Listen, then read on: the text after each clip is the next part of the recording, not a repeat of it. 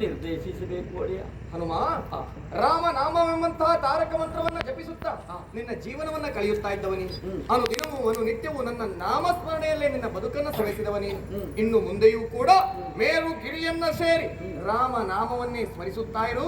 ಯುಗ ಯುಗದಲ್ಲಿಯೂ ನಿನಗೆ ನನ್ನ ಅವತಾರವನ್ನ ತೋರಿಸಿ ನಿನ್ನನ್ನ ಕೃತಾರ್ಥನನ್ನಾಗಿಸ್ತೇನೆ.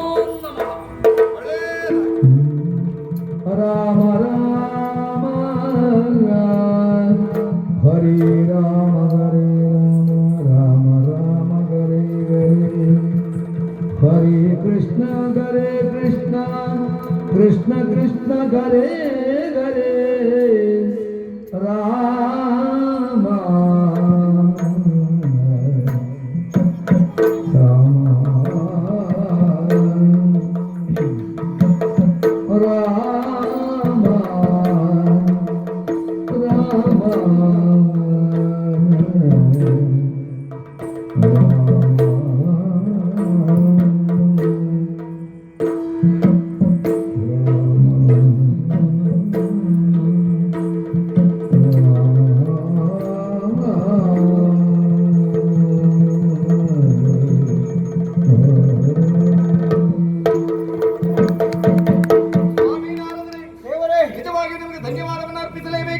ನಾನು ಕೊಟ್ಟಿರುವಂತಹ ಮಾತನ್ನೇ ನಾನು ಮರೆತಿರುವಂತಹ ಕಾಲಕ್ಕೆ ಅದನ್ನ ನನಗೆ ಪುನಃ ನೆನಪು ಮಾಡಿ ಹನುಮನಿಗೂ ರಾಮ ದರ್ಶನ ಆಗುವಂತೆ ಮಾಡಿದಿರಿ.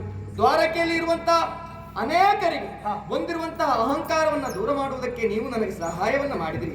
ನಿಜವಾಗಿಯೂ ದ್ವಾರಕೆಯಲ್ಲಿ ಯಾರೆಲ್ಲ ಮದಭರಿತರಾಗಿದ್ದಾರೋ ಅಂತವರ ಮದ ಈಗ ನಿವಾರಣೆ ಆಯಿತು.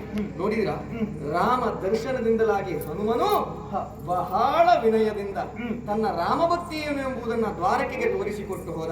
ನಿಜವಾಗಿಯೂ ತ್ರೇತಾಯುಗದ ಹಳೆಯ ನೆನಪುಗಳೆಲ್ಲ ಮರಕಳಿಸುವಂತಹ ಕಾಲ ಇದು ಎಂಬುದಕ್ಕೆ ಅನುಮಾನವೇ ಇಲ್ಲ. ದೇವರೇ, ನಾವಿಲ್ಲಿ ನಿಮಿತ್ತ ಮಾತ್ರ, ಎಲ್ಲ ನಿನ್ನ ಸಂಕಲ್ಪವೇ ಆಗಿದೆ.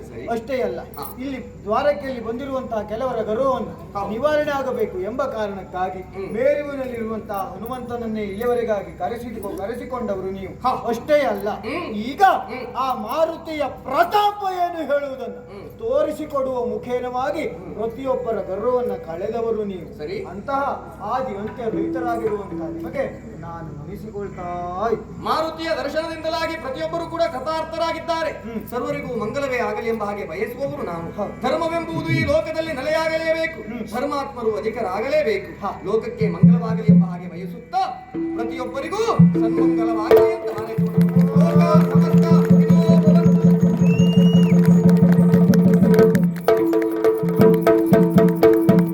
ರಂಗಯಾತಗೆ ಬಾರನೆ ಅಂಗನಾಮಣಿ ಶ್ರೀ ರಂಗಯಾತಗೆ ಬಾರನೆ